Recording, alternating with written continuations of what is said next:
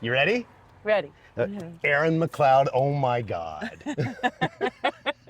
What has it been, like 2 years? No, it's been a while. Some things have happened in 2 years, haven't they? Yeah. Yeah. Well, we're going to talk about them today. But first, I feel like just in the interest of honesty, do you want to tell these people how we know Yeah. each other, or do you want me to? It's up to you. Yeah, you tell them. Okay. So I had been writing songs for a long time. I played rhythm in bands a long time ago, but I never sang, and I was terrified of it. But I also knew I wasn't ever going to get anywhere if I didn't try harder and put myself out there. So I decided to take lessons at the front porch.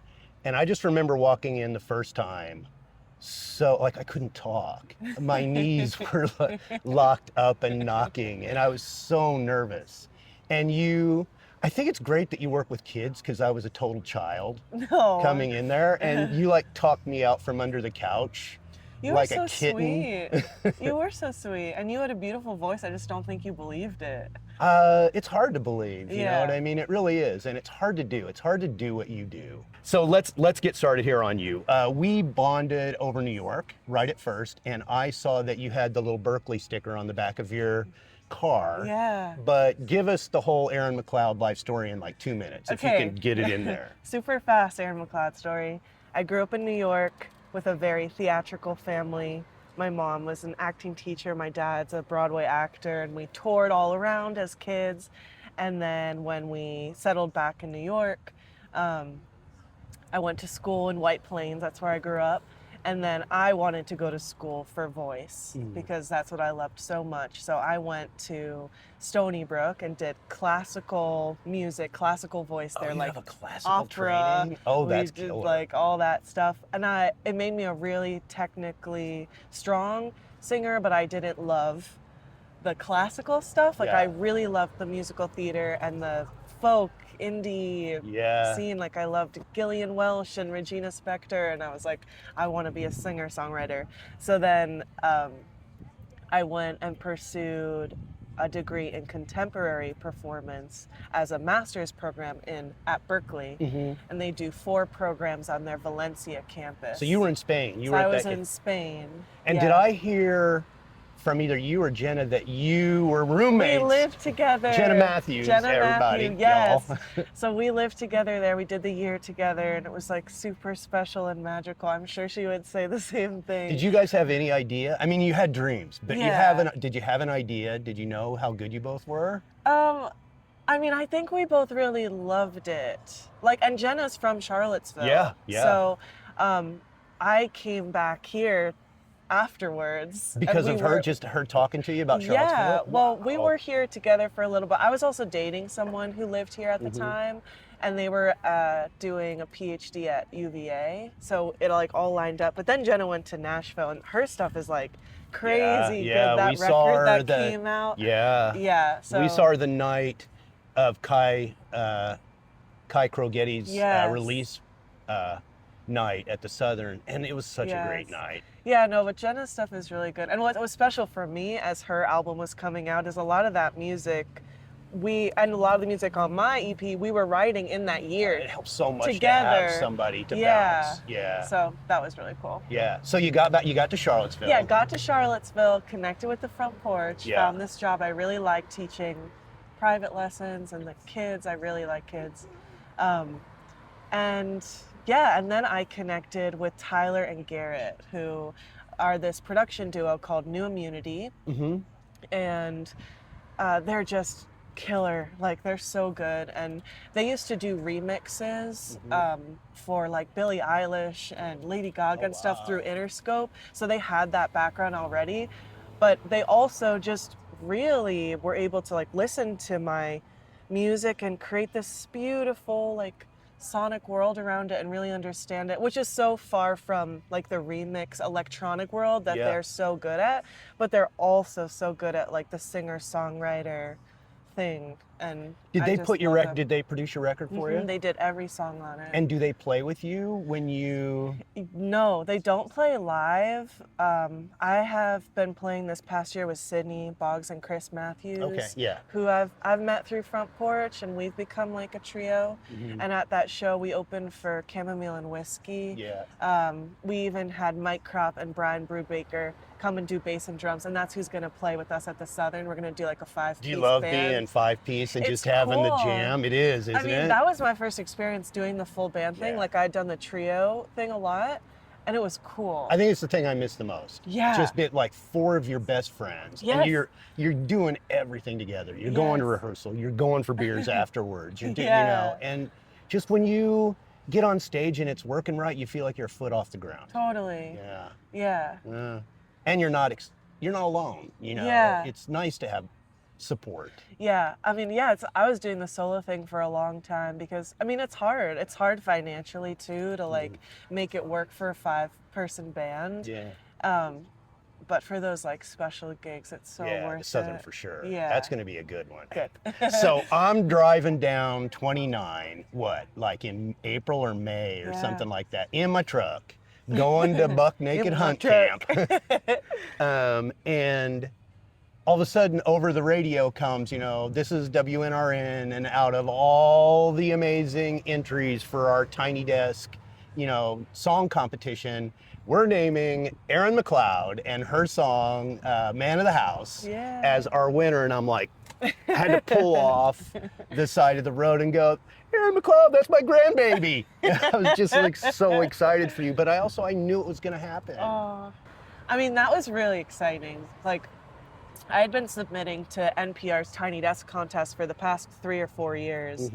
And last year, I saw Tyler Meacham.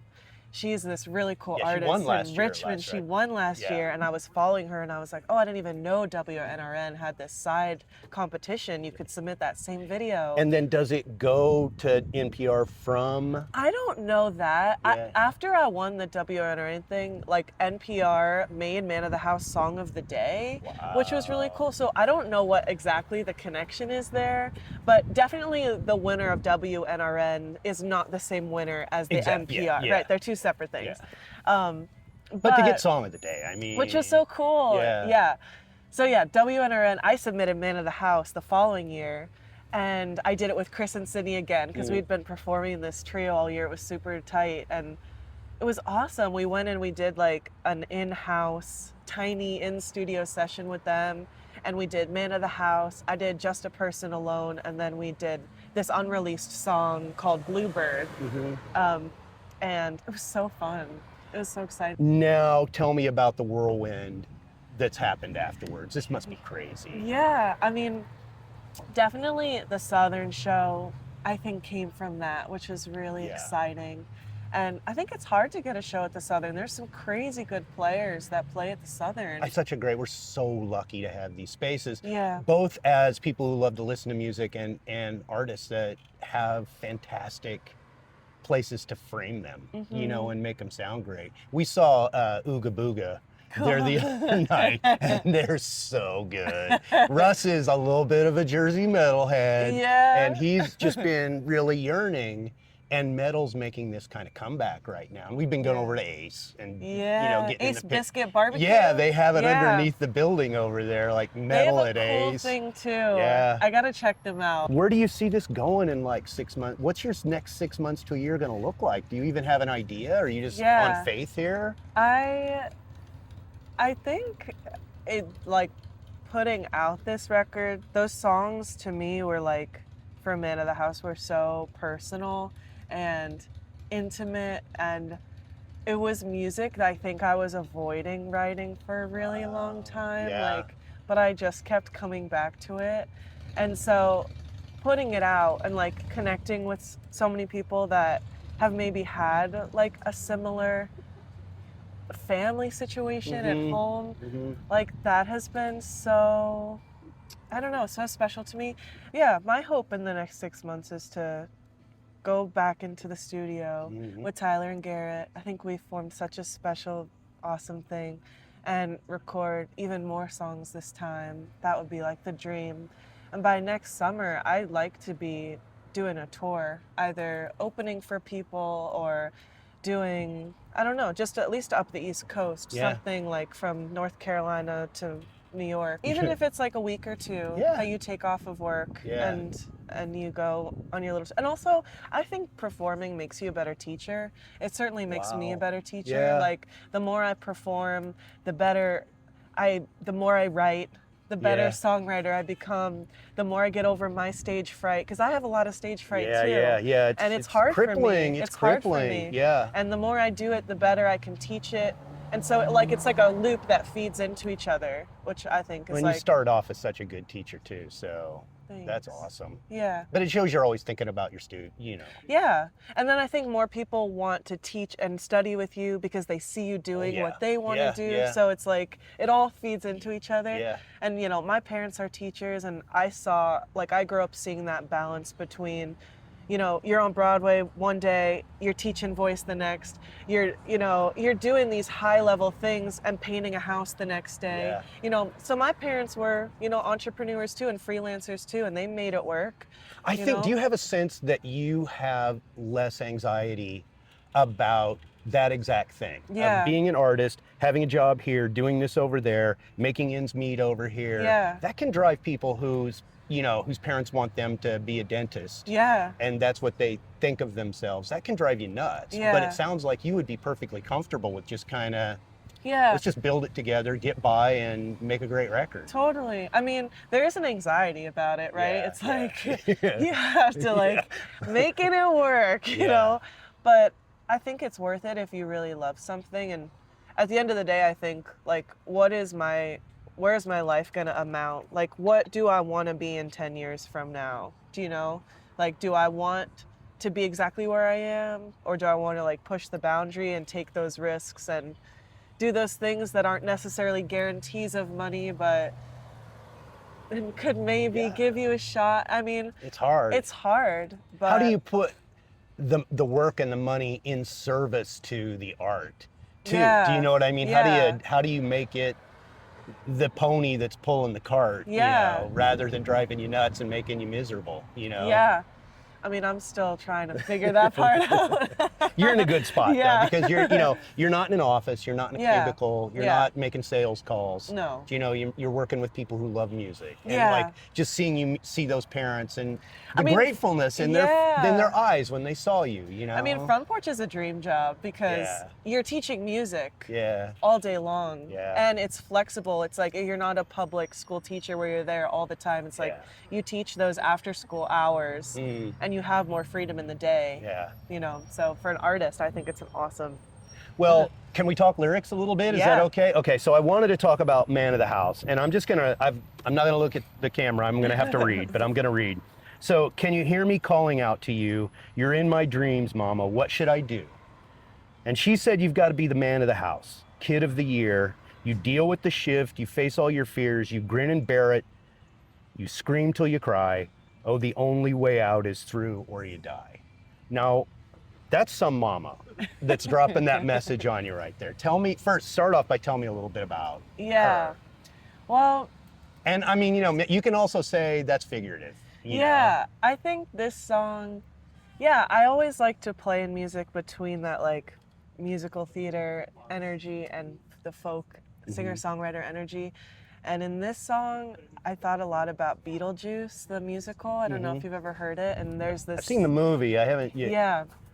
There's this song Lydia sings called Dead Mom. And she's basically, her mom has passed away. And she's saying what am I supposed to do here? And my mom's still living. She's not dead. But I thought it was a really cool idea, this kind of prayer or calling out to say what do I do? Yeah.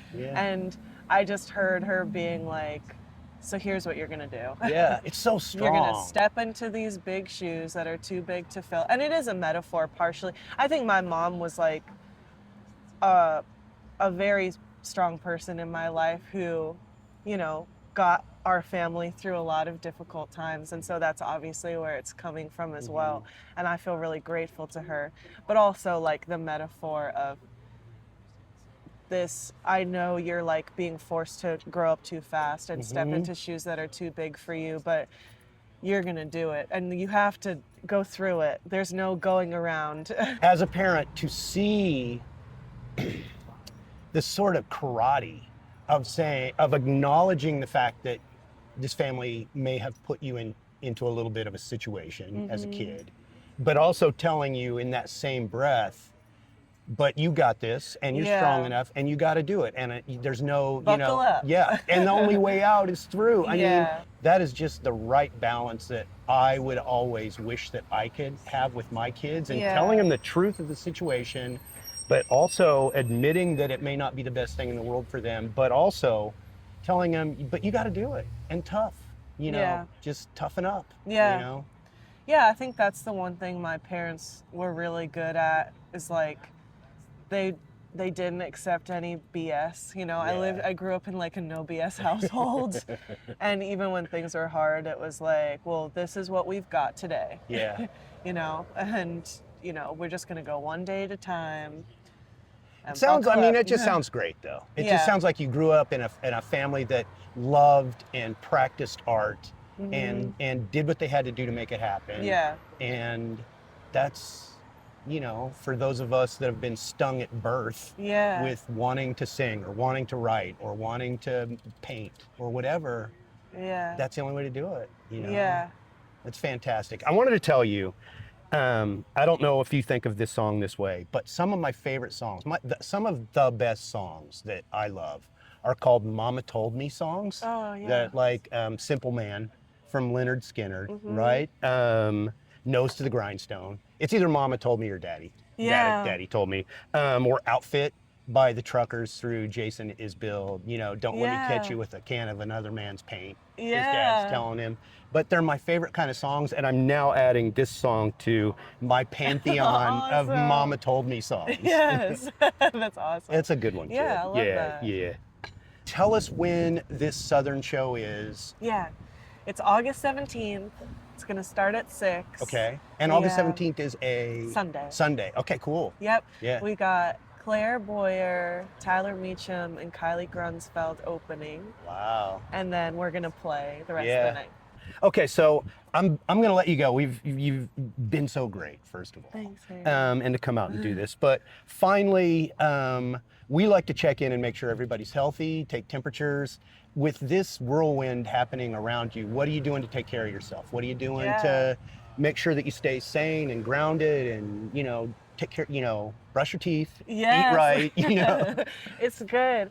Yeah, I think I was diagnosed with sleep apnea this last year. Oh. I don't know if you know that. I didn't. What exactly happened? I got my CPAP. Wow. My CPAP is very important to me. I sleep very well now. So you weren't getting enough oxygen when you sleep? Yeah, like you basically stop breathing in the middle of the night, which like normally happens for like, old to a dead old person. People. Yeah, but it's just me, little Erynn. But yeah, I got my CPAP. That keeps me super healthy. Honestly, I was really embarrassed about it at first. Yeah. But I have not gotten sick since I got my CPAP. Wow. It's kind of crazy. And I work with little kids who have so many germs. Oh my God, yeah. And it's like a petri dish in there. Do not get sick anymore. Yeah. It's pretty crazy. Yeah. But yeah, the worst thing for me actually is allergies. I just have really bad allergies here, so I need to do my neti pots. Is it the seasonal and my stuff? humidifiers. Yeah, me too. Yeah, because otherwise it's so hard to sing with the gunk in the air. Yeah.